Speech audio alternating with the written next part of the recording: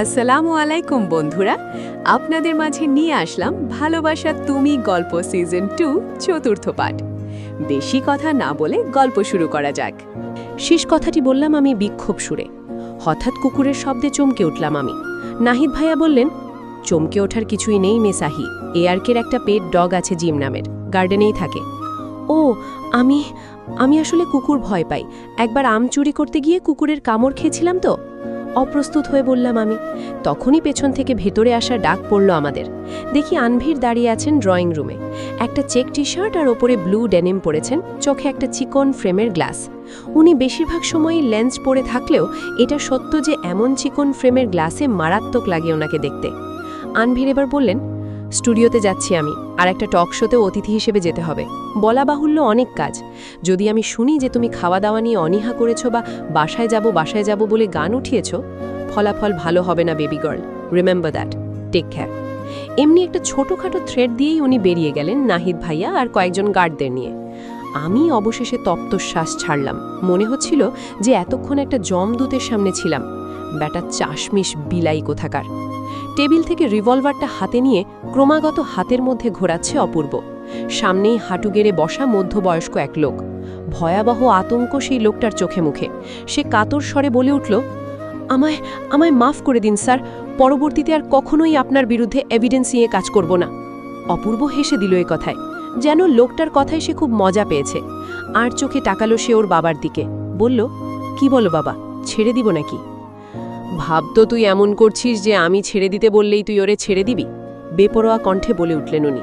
লোকটা উঠে অপূর্বর পায়ের কাছে বসে পড়ল এবার। বলল, আমায় আমায় মাফ করে দিন স্যার, টাকার লোভ আমায় অন্ধ করে দিয়েছিল, তাই আপনার এভিডেন্সগুলো আমি তাকে দিয়ে দিতে চেয়েছিলাম। আর সেই তাকেটাকে কাকে দিতে গিয়েছিলে আমার বিরুদ্ধে এভিডেন্স? আমি এত কিছু জানি না, শুধু জানি ছেলেটার নাম নাহিদ, কোনো এক সেলিব্রিটির বিশিষ্ট সেক্রেটারি সে। তারপর আর কিছুই আমি জানি না, কারণ আমার কাছে টাকাটাই মুখ্য ছিল। কিছুক্ষণ ভাবল অপূর্ব, কেননা ওর মনে পড়ছে না যে নাহিদ নামে আদৌ সে কাউকে চেনে কিনা। আর এমন কোনো বিশিষ্ট ব্যক্তি আছে যে এভাবে ওর মতো মানুষের পিছে পড়ে থাকবে? না ও কোনো মাফিয়া আর না কোনো রাজনীতি সংশ্লিষ্ট কাজে যুক্ত। ওর কাজ হলো শুধু বাবার এই কালো ব্যবসাটাকে সামালানো। লোকটা অপূর্বর পা ধরে অনেকবার অনুরোধ করল ওকে ছেড়ে দেওয়ার জন্য। অপূর্ব বাঁকা হাসি দিল এতে। লোকটার কপাল বরাবর রিভলভারটা রেখে বলে উঠল, সরি ডার্লিং, অপূর্ব বেট্রেয়ারদের পৃথিবীতে বাঁচতে দেয় না। বলেই পরপর দুবার ট্রিগারে চাপ দিল অপূর্ব। আশেপাশে দাঁড়িয়ে থাকা সাঙ্গপাঙ্গরাও রীতিমতো হিমিশিম খাচ্ছে, এমনকি ওর বাবাও। জীবনে কালো ব্যবসার দরুন বহুত খুনাখারাপির সম্মুখীন হয়েছে ওর বাবা, কিন্তু ছেলের মতো এতটা হিংস্র কখনোই হয়ে উঠতে পারেনি। অপূর্ব চিৎকার করে বলে উঠল, এই বাস্টার্ডের লাশ গুম করে দাও। এবার বাবার উদ্দেশ্যে অপূর্ব বলল, বাবা, খোঁজ নাও তো নাহিদটাকে, আমি A to Z সব জানতে চাই। তন্মধ্যেই এখানে এসে পড়ল ইকবাল সাহেব। অপূর্বকে দেখে সে হেসে বলে উঠল, সুখবর নিয়ে এসেছি তোমার জন্য অপূর্ব চাচাজি। অপূর্ব হাসল, যেন এই লোকটার জন্মই হয়েছে ওর জন্য সুখবর নিয়ে আসতে। বলে উঠল, কি সুখবর চাচু? আজ রাতের মধ্যেই সব মাল এসে পড়বে, আর এগুলোকে রাতেই সদরঘাটের চাঁদপুর লঞ্চে সাপ্লাই করা যাবে। তুমি যাবা এসব সামালানোর জন্য? তখনই অপূর্বর বাবা বলে উঠল, পাগল হয়েছিস নাকি তুই ভাই? আমার ছেলে ওসব জায়গায় কেন যাইব? তুই যা। ছেলেরে যাইতে দেয় না ওসব জায়গায়, আর ছেলেরে ব্যবহার করে ওসব জায়গার খাসা মাল ঠিকই পকেটে পুরে বিড়বিড় করে বলে উঠল ইকবাল। অপূর্ব জিজ্ঞেস করল, রাহির খোঁজ পেয়েছ? না গো চাচাজি, ও আসবে খালি একবার, আসলে ঠাসাইয়া দুটো চড় না মারলে আমার নামও অপূর্ব না। ওকে বাঁচিয়ে রেখেছি কেন আমি, এভাবে গুম হয়ে যেতে? ওর কাজ হলো আন্ডারকভার মিশনের সব তথ্য আমায় সাপ্লাই করবে। আর ও করছে কাকি? তোমার ওই মেয়ের জন্য একদিন জেলের ঘানি টানতে হবে তোমাদের। বলেই ফোঁস করতে লাগলো অপূর্ব। ইকবাল ওকে শান্ত হওয়ার জন্য বলল, রাহির চিন্তা করো না বাবাজান, ও ঠিকই এসে পড়বে। তুমি না হয় আহির কথাই ভাবো। আমাদের সোনার চাবি হলো আমার ওই মেয়েটা। ও যদি পালিয়ে যায় তবে আহির এত সাহস হয়নি আজ পর্যন্ত। ও জানে যে এমন কিছু করলে মেরে ফেলবো আমি ওকে। আহির জন্য আমিই আছি। তুমি আগে ওই রাহির খোঁজ করো যে কই উধাও হয়ে গিয়েছে। যাও এখন। চলে গেলেন ইকবাল সাহেব। এবার অপূর্ব বাবাকে বলল, বাবা, আমার আদরের চাচাজনের পেছনেও লোক লাগাও তো। কেন যেন মনে হচ্ছে কিছু লুকাচ্ছে চাচু। মানুষরে এত অবিশ্বাস করিস না রে বেটা। তাচ্ছিল্যের হাসি দিল এবার অপূর্ব। বলে উঠল, যে লোক টাকার লোভে নিজের বউকে খুন করতে পারে, নিজের মেয়েকে ব্যবহার করতে দুবার ভাবে না, সে যে কোনো কিছু করতে পারে। সেই যে সকাল 10টা নাগাদ বেরিয়েছেন আনভির, 7টা বাজতে চলল, এখনও ওনার আসার নামগন্ধ নেই। না নাহিদ ভাইয়ার। আমি ভেবেছিলাম এই সময়টা কাজে লাগিয়ে বাড়ি থেকে পালানোর চেষ্টা করব, কিন্তু পারিনি। কেননা পুরোটা সময় কেউ না কেউ নজরে রাখছিল আমায়। এতটুকুই না, ঘন্টায় ঘন্টায় আমার সম্পর্কে আপডেট জানাচ্ছিল আনভিরকে। সন্ধ্যার পর আমি গার্ডেনে অনমনে হাঁটছিলাম। আসলে চিন্তার বাসা বেঁধেছিল আমার মনে, রাহি আপুকে নিয়ে, আবার অপূর্ব ভাইয়াকেও নিয়ে। আমি অপূর্ব ভাইয়াকে বিয়ে করার জন্য রাজি হয়েছিলাম শুধুমাত্র রাহি আপুর যাতে কোনো ক্ষতি না হয় সে ভয়। এখন আমি চিন্তায় আছি যে অপূর্ব ভাইয়া যদি জেনে যায় যে আমি ওনার রাখা জায়গায় নেই, এদিকে আনভিরের শর্তেও রাজি হয়েছি, আমার কি হবে আমি নিজেও জানি না। এদিকে আনভির মানুষটাও আপাদমস্তক রহস্যে ঘেরা একজন। এতগুলো প্রশ্নের উত্তর খোঁজা নিয়ে ভাবতেই হুট করে আমার মাথায় এলো পেন ড্রাইভটার কথা। আচ্ছা, এত বড় ঘরে আমি এমন কিছুই পেলাম না আনভিরের অতীত সম্পর্কে, যেদিকে নাহিদ ভাইয়া বলেছিল যে উনি এখানেই বড় হয়েছেন। কিন্তু কেন? এমন তো নয় যে ওই নিষিদ্ধ ভর্তিতেই পেয়ে যাব আমার সব প্রশ্নের উত্তর। স্থির করলাম আমি নিজেকে। বললাম, রাতে সবাই ঘুমানোর পরই ওই ঘরে যাব। হুট করে গার্ডেনের এক কোণে ডগ হাউস থেকে কুকুরের শব্দে চমকে উঠলাম আমি। এমনিতেও কুকুরকে আমি অনেক ভয় পাই, এখন আবার কুকুরটা আবার ডাক দিচ্ছে কেন? আমি খেয়াল করলাম যে হাঁটতে হাঁটতে ডগ হাউসের অনেকটাই কাছাকাছি এসে পড়েছি আমি। কুকুরটা আমায় দেখেই আরও ডাক দিয়ে আমার দিকে দৌড়ে আসলো। কুকুরটা যেদিকে আসছিল আমায় আদর করতে, আমি উল্টো চিৎকার দিয়ে সরে আসতে নিলাম। এক প্রকার দৌড়ে ভেতরের দিকে যেতেই একজনের প্রশস্ত বুকের সাথে ধাক্কা খেলাম আমি। দেখি এটা আনভির। আমি সাথে সাথে বললাম, এই কুকুরটাকে প্লিজ দূরে সরান, না হলে আমায় কামড় লাগিয়ে দেবে। কুকুরটা আমার পায়ের কাছে ঘেঁষতেই আরও এক দফা চিৎকার দিয়ে আনভিরকে জড়িয়ে লাফালাফি করতে লাগলাম আমি। মনে পড়ছিল সেবার ছোটবেলায় আম চুরি করতে গিয়ে কি কামড়টাই না খেয়েছিলাম। চোখ বন্ধ করেই বারবার বলছিলাম, আমি তো আর আম চুরি করিনি, তবে এই কুকুরটা সরছে না কেন, প্লিজ সরান। আনভির এবার যেন হাসবে না কাঁদবে বুঝতে পারলেন না। রোম্মত্তক হাসি দিয়ে তাকিয়ে রইলেন আমার ভয়ার্ত মুখের দিকে। ইশারায় পেছনে থাকা নাহিদ ভাইয়াকে বললেন জিমকে সরানোর জন্য। নাহিদ ভাইয়া করলেনও তাই। নুরি আপা এমার বলে উঠল, আপামনি, কুকুররে দেখলে এত ডরাইতে লাগে? আনভির ভাইজানের এই কুকুরটা ভালো আছে, কাউরে কামড় দেয় না।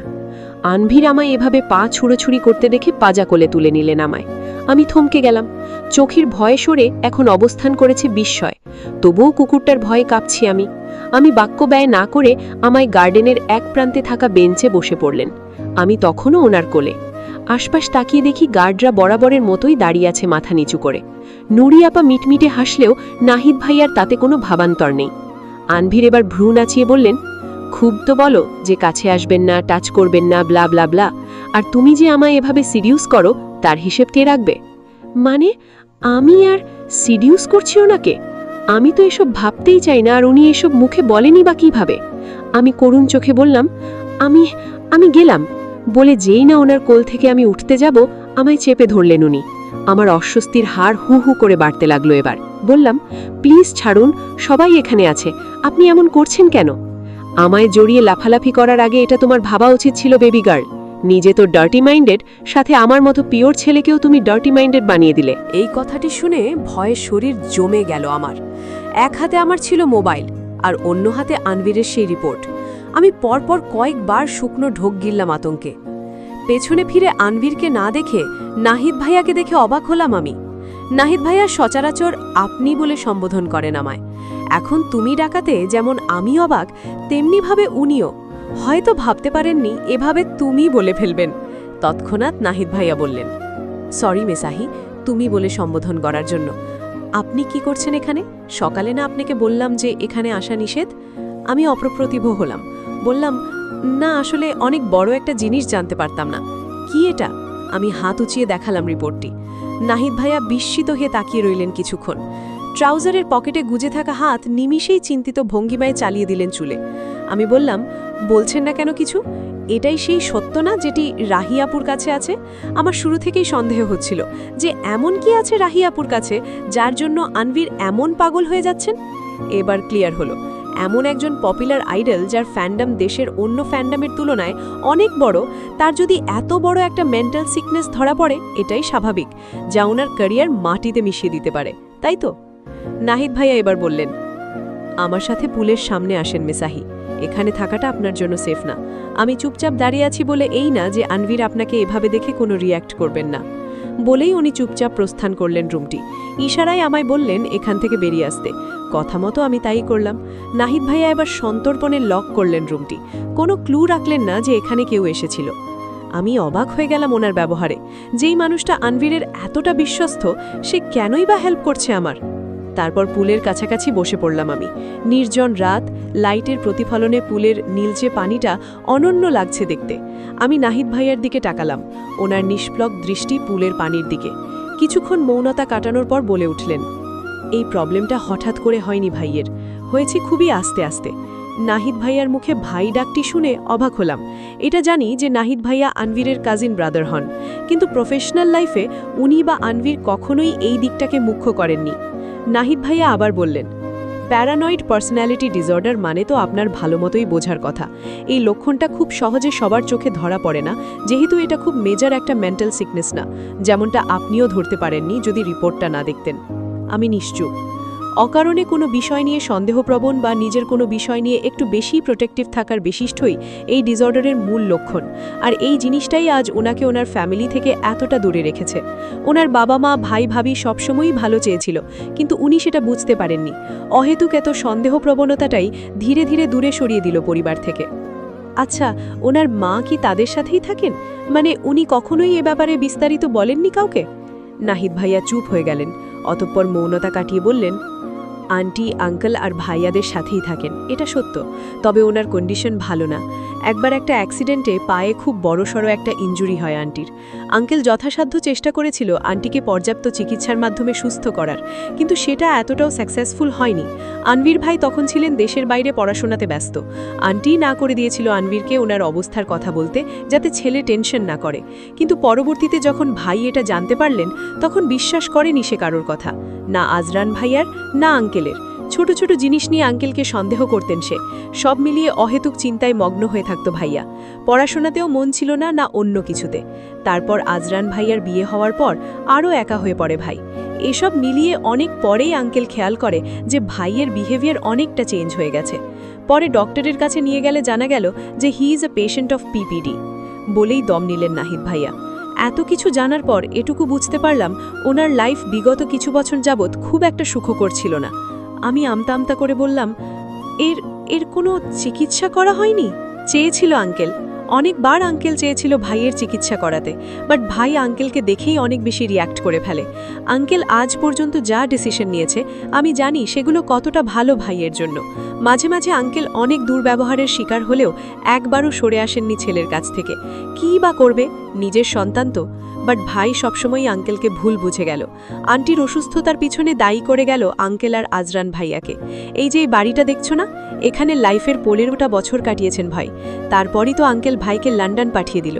ফিরে আসলো ক্যামব্রিজ থেকে মাস্টার্স কমপ্লিট করার পর। এই যে এতগুলো বছর যে মানুষটা পরিবার থেকে দূরে ভিন দেশে বেড়ে উঠছিল, তার মনে অহেতুক সন্দেহ আর নিজের জিনিসটাকে প্রায়োরিটি দেওয়া কি অস্বাভাবিক? এসবের মধ্যে রাহি আপু কোথা থেকে আসলো আবার? আনভীর যে বারবার বলছিলেন যে রাহি আপুই নাকি ওনাকে ফ্যামিলি থেকে দূরে রেখেছে।